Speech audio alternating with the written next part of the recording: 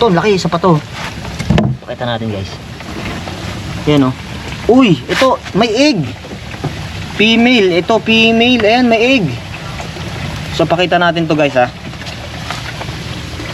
Pakita natin tong ano, sample. Kasi dito may nakuha tayo na may egg.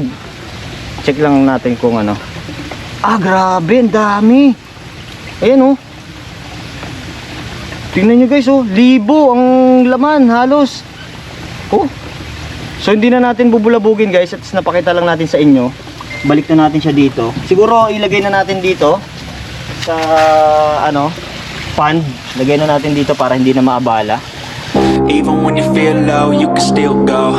Even when you feel slow, you can still go. Even when there's no hope, you can still go. I never answer to no, man, I still go. Go, go, go, go, go.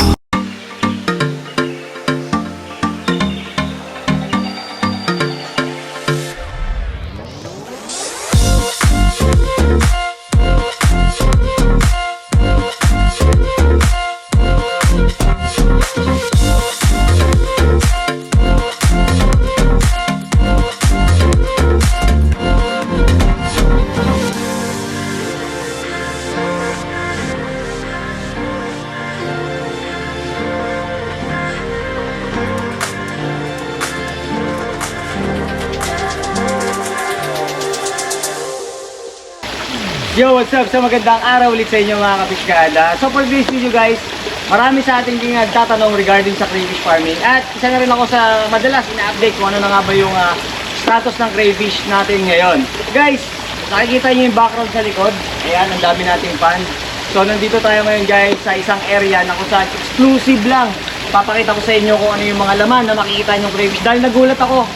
Sobrang lalaki at sobrang ganda ng kulay ng crayfish nila dito at talagang ma-amaze kayo. So samahan nyo ko ngayong araw, pakita ko sa inyo kung ano kaganapan dito at kung gaano kalalaki yung makikita natin dito sa kanilang farm. So tara, let's go! Tara guys. So ngayong araw, meron tayong pupuntahan na facility, no, ng crayfish. So bali exclusive lang tayo ditong pinayagan at yung ibang detalye hindi ko sa inyo mabibigay, pero papakita ko sa inyo yung mangyayari dito sa loob ng facility nila sa farm. Dahil ito guys ay exclusive lang din talaga. Walang ibang taong nakakapunta dito, no, na kahit mga customer. Unless kung ikaw ay maintenance at yun talagang katiwala dito. Ngayong araw, ipapakita ko sa inyo kung ano yung mga crayfish na meron ngayon dito. Dahil nagulat din ako guys. Hindi lang sa dami ng mga pandila dito, pero yung laman na nandito sa kada pond, papakita ko sa inyo yan. Pero bago yon, pakilala ko muna sa inyo si Kuya Anthony.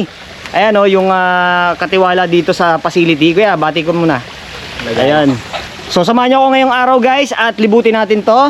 Then pakita ko sa inyo yung mga crayfish na nandito ngayon kasama si Kuya Anthony. Let's go! So ang advice sa atin guys ng may-ari is 3 pond lang yung ating pwedeng may feature sa inyo, no guys. Pero same lang naman sila ng ibang pond na nandito. Kung ano ipapakita ko sa inyo ngayon, yun din yung mga naan dyan. Dahil nga sobrang exclusive ng area na to, hindi basta-basta nakakapunta yung kung sino-sino at bawal talaga magpapasok dito. Ngayon, dito, yung napansin ko sa pandila, parang ang sukat na itong pond, kada isang butas is, I think 8 feet yung haba niya. Tapos, yung lapad niya is 4 feet. Then, yung taas niya, mga nasa 2 feet lang, yung pinakataas niya.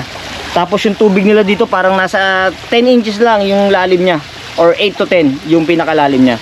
Then same din sa crayfish natin, may mga PVC hide lang din tayo ditong mga nakalagay, no, para dito sa mga crayfish na artificial na taguan. Pakita ko muna sa inyo yung teaser, no. Ayan, no. Puro blue jeans yung mga nandito guys. At kung mapapansin nyo yung setup nila dito, outdoor, may mga sunshade net lang. Tapos isa sa napansin ko dito, so sobrang linaw ng tubig nila dito is flowing sila. Ayan, puro flowing din. Tapos may mga aeration lang din. Yan, yung mga gumagana dito. Ayan, oh. Napakasimple lang ng setup, pero yung tubig napansin ko sobrang linaw. Napaka quality ng tubig nila. And ask natin si Kuya Anthony kung ano ba yung ginagawa niya ngayon. So dito kuya, bali yung pond ngayon na kung nasan tayo ngayon is naglalaman to ng mga blue jeans, tama ba? Ng mga crayfish. May nakita ako ditong blue jeans kanina na mga malalaki. Dito sa ano nyo, sa panda to, gaano yung pinakamalaki na nahawakan mo? 10 inches. 10 inches.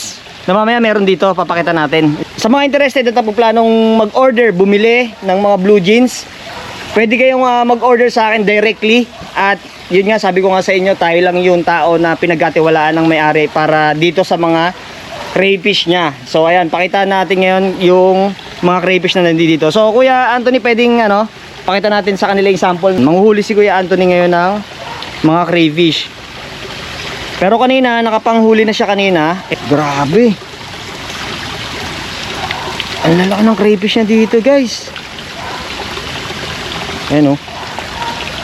Pakita nga natin, Kuya. Ito. Sige, okay lang. Ito, oh. Ay, grabe, guys. Tingnan nyo. Tingnan nyo naman kung gaano laki. Laki, grabe. Ang taba. Ayan, oh. Blue jeans. Literal na blue jeans, guys. Etong hawak ko, guys, nasa around 6 to 7 inches to. Yung laki na ito. Ito naman, yung isa na malaki. Ayan, dahil ngayon nagiging matter sa atin yung size, di ba? Maraming mga linyahan, yung tawag na lumalabas ngayon na malaki yung crayfish nila. Pero ito, guys, grabe, napaka-solid ng mga crayfish nila dito. Tingnan nyo, ayan, Ayan, guys, Napansin ko dito yung tubig natin sobrang linaw. Ito ba, wino-water change nyo pa to? Mga ilang beses sa isang linggo? Every 15 days palit. Pero dito, araw-araw, naka-flowing lang sila. Continuous, ng tubig. Okay, kaya pala sobrang linaw ng, nila. Tubig nila, naka-flowing system sila. Tapos, may mga aeration din sila na nilalagay. Ayan, kung mapapansin nyo guys, may mga aeration din sa pond. Tapos, paano naman Kuya Anthony yung sa feeding, kung magpi-feeding kayo dito? Mga ilang beses sa isang araw? Once a day lang po. Once a day nyo lang ginagawa. Okay. Same lang din naman yan guys, yung mga previous vlog natin na pinakita sa inyo.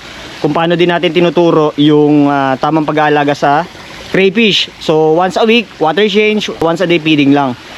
Ang talagang nagulat lang ako dito guys, sobrang lalaki ng mga crayfish na nandito.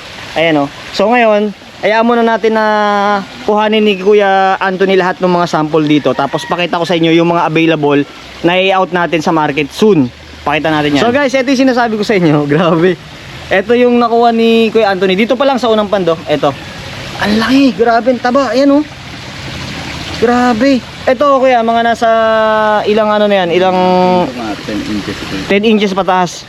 Ang laki na ito guys. Ayan Grabe, napaka-solid. Tingnan nyo naman yung mga sipit niya. Ayan Tapos ang taba. Ayan Oh, grabe, laki. First time ko lang makakita guys na ganitong klase ng crayfish na sobrang laki. Ayan kita nyo yung linyada. Napaka-solid. Tapos sabi ni Kuya, marami pa daw dito na kagaya niyan. So mamaya check pa natin kasi kinukuha niya yung mga ibang sample. Ito yung mga nandito. Grabe. So yung mga size na unang nakuha niya dito is mga nasa around 7 inches. May 6, may 8, iba-ibang size. Ayan Kita niyo yung kulay. Grabe, ang ganda. So check pa natin yung mga ibang stocks na makukuha ni Kuya Anthony dito. Yan, ilalagay na natin sa styro. So again guys, sa mga nagpaplano at gustong umorder ng pangmateryales sa breeding, yung mga magagandang linyada, eto pwede nyong i-order direct sa akin dito. Ilalagay ko yung ating details dito, yung ating FB page, yung contact number kung paano yung maging transaction natin. Kasi ito grabe, talagang guys, hindi ako mapapaya sa inyo. Pakita ko sa inyo yung sample lang ng ayan ang ganda ng mga crayfish na dito. Ayan mga blue jeans yung nandito. Ang lalaki, sobrang lalaki. Ayan Yan, ito yung mga sample guys na mga i-out natin soon. Sa mga interesado, PM nyo lang ako sa FB page, Fishkada, para sa ibang detalye. Ito pa yung iba dami Ayan guys. Ayan ang lalaki. Ayan ito may bagong mold pa. Ito Ito guys pakita ko sa inyo. Ito nasa around 8 inches to. Delikado tayo pag nasipit. Ayan tingnan nyo guys kung gaano kalaki. Ayan ang laki. Napaka-solid na ito. Ayan grabe. Masipit talaga sigurado, jackpot. Ayan. Ayan, may nilalabas pa si Kuya. Yung mga ibang nakuha pala niya kanina, ito, pakita ko na rin sa inyo guys. Ito. Tingnan nyo kung gaano kaganda yung mga ano dito. Ito, guys. Ang laki, ang taba. Ayan oh. Ngayon, ito yung mga magandang pag mag-start kayo sa crayfish farming, tingnan nyo naman kung gaano kalaki. Ayan oh, lampas isang dangkal guys. Yung hawak ko na to. Kung materialis lang hinahanap nyo guys, ito, panalo to. Napaka solid. Ayan, ito pa yung mga ibang crayfish na naandito. Ayan oh. Ayan, gaganda oh. Tsaka masisigla yung mga crayfish nila dito, quality. Ayan oh. Ito, laki, isa pa to. Pakita natin guys. Ayan oh. Uy, ito, may egg. Female, ito female. Ayan, may egg. So pakita natin to guys ha. Pakita natin tong sample. Kasi dito may nakuha tayo na may egg. Check lang natin kung ano. Ah, grabe, ang dami. Ayan oh. Tingnan nyo guys oh, 1,000 ang laman halos. Oh. So hindi na natin bubulabugin guys, at napakita lang natin sa inyo. Balik na natin siya dito. Siguro ilagay na natin dito sa pond. Lagay na natin dito para hindi na maabala. Lagay ko na Kuya Anthony no, dito para at least hindi na siya may stress. Tapos yung mga pinagkuhanan dito guys, may mga craylings na nakasama. Ayan oh. Ayan oh. Meron silang mga craylings na napapasama dun sa pagkuha kanina. Yung craylings nila dito, mga ganito Kuya, mga ilang ilang buwan na tong ganito? 1 month po. 1 month. Usually yung isang buwan talaga is mga 1 inches ayan guys oh. Sabi ni Kuya Anthony mga 1 month na daw yung klase ng craylings na ganito. Ayan oh. So marami pa guys, ayan oh. Yung mga craylings pa. Ayan oh. Lalaki. Tapos ito yung mga nakuha na ni Kuya Anthony. Sobrang lalaki talaga guys. Kaya abangan nyo to guys pag nirelease natin. Limited lang yung quantity na i-out natin. Pero sabi ko nga sa inyo, yung pond at facility na nandito, halos ang daming laman yan guys. Almost 10,000 piraso ng mga blue jeans na crayfish yung i-out natin. Kaya sa mga interested na umorder, PM nyo lang ako dyan guys, kasi limit lang yung ating i-out. Paunahan na lang. At marami talaga naghahanap sa atin ng ganito. Eto, dito talaga ako na sobrang taba na ito. Laki.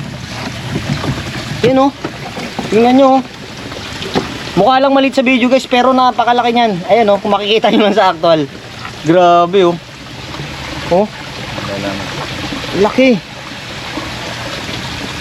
So yung ating mga crayfish dito, sabi ko nga sa inyo, yung system at yung setup na nangyayari sa kanila dito, hindi talaga malayo na ganito aabutin yung mga sizes niyan. Kasi unang-una, water quality, napakaganda. Yung binibigay nilang feeds pala dito, nabanggit ni Kuya Anthony, is organic feeding din sila. Kaya bagay na bagay sa mga crayfish natin. At yung klima dito sa area nila, saktuhan lang, medyo malamig. May rin sila rito, sunshade net para pang block sa direct sunlight. Tas lang, flowing lang din yung system nila dito. Then yung pond nila, halos mababaw lang naman. Pero ang ganda ng mga crayfish nila. Quality talaga guys lahat. Ayan oh. So guys, yung mga nakuha kanina ni Kuya Anthony, i-release na niya ulit dito. Pinakita ko lang sa inyo yung mga sample ng mga crayfish na dito, na mga malalaki talaga. Ayan oh. Grabe. Dami ito pa guys. Ayan oh. Tapos i-check naman natin ngayon. Ito parang may itlog na rin tong isang to. Ito, ayan oh. Naka na yung kanyang tail, ayan oh. May egg. So napansin natin kanina yung sample ng crayfish na female, sobrang laki, tapos ang dami niyang mga egg.